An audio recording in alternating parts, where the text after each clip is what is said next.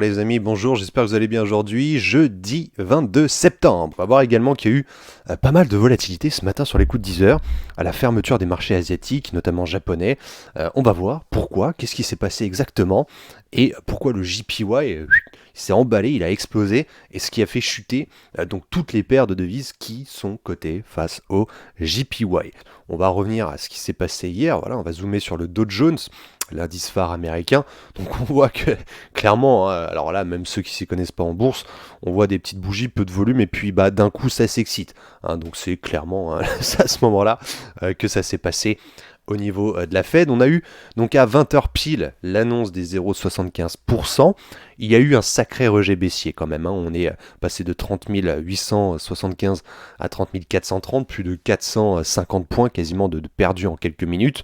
Ça a été donc très très vite retracé jusqu'au début du discours de Jérôme Powell.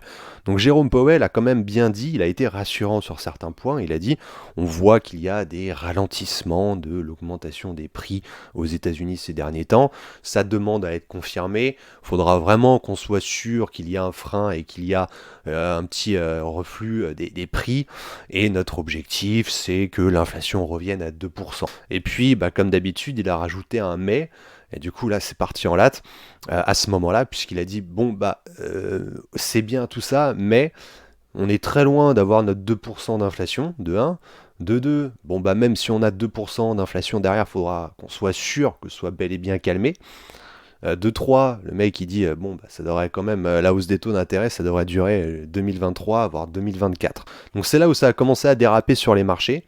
Parce que oui, il n'y a pas eu de hausse de taux d'intérêt. D'ailleurs, c'est ce qu'il a dit. Il a dit que sur les membres du FOMC, donc le secteur de la Fed qui décide de ces taux d'intérêt, il y avait quand même beaucoup de membres qui voulaient une augmentation de 1%. Et en moyenne, jusqu'à fin 2022, Powell a dit que la Fed s'attend clairement à ce qu'il y ait encore une augmentation médiane, moyenne de 1,25%.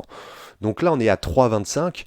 On peut donc s'attendre à ce que d'ici la fin de l'année, on passe les 4%. On passe les 4%, qu'on soit à 4,5% de taux d'intérêt.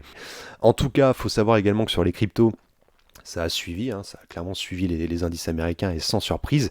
À noter quand même que sur le Bitcoin, ça fait un ping-pong entre les deux niveaux qu'on avait déterminés donc il y a maintenant pas mal de temps, les 20 000 $ et les 18 600. À savoir que même si on passe les 20 000 $ à la hausse, rappelez-vous, on sera tout même pas en tendance haussière, court terme. Il faudrait vraiment qu'on passe, je vais les mettre sur le graphe, il faudra vraiment qu'on passe, comme on avait dit, les 21 000 $. C'est vraiment le gros niveau qui nous permettra alors seulement de parler d'une tendance haussière court terme. L'Ethereum, lui, il sauve actuellement les 1280, alors lui, il a eu chaud. C'est un peu le dernier niveau avant les 1000 $. Au niveau du coup des matières premières, on a de l'or. Alors c'est dommage. L'or, on est allé chercher les 1689. Alors, au pips près, encore quelques pips près on y était. C'est le gros niveau qu'on avait déterminé. On aurait bien aimé le shorter si ça n'avait pas été pendant les news économiques. Mais en tout cas, c'est fou, parce qu'avec le dollar, il avait été déprécié dans un premier temps et d'un coup, baf, il a été acheté lorsque Powell nous a dit le fameux oui, mais. Et donc ça a bien chuté, dommage. Matin, voilà, sur la bougie de 9h. À la fermeture en gros des marchés japonais, ça a chuté énormément. Pourquoi ? Parce que le JPY a été très fortement apprécié. Valeur refuge, certes, mais c'est également suite aux décisions de la Bank of Japan, donc la Banque centrale du Japon, qui a dit nous on touche pas les taux. Je sais que si on vient chercher ce niveau du 76,4 ici, quelques pips au-dessus de la résistance cassée, et qu'on a un signal de retournement haussier, pourquoi pas acheter. Ok les amis, écoutez, voilà pour ce petit live, j'espère que c'était clair, que ça vous a plu, n'hésitez pas à vous abonner à la chaîne Twitch si c'est pas encore le cas, bien évidemment. Je vous retrouve demain pour ce dernier point marché de la semaine, et reposez-vous bien, et n'hésitez pas à nous rejoindre sur les réseaux.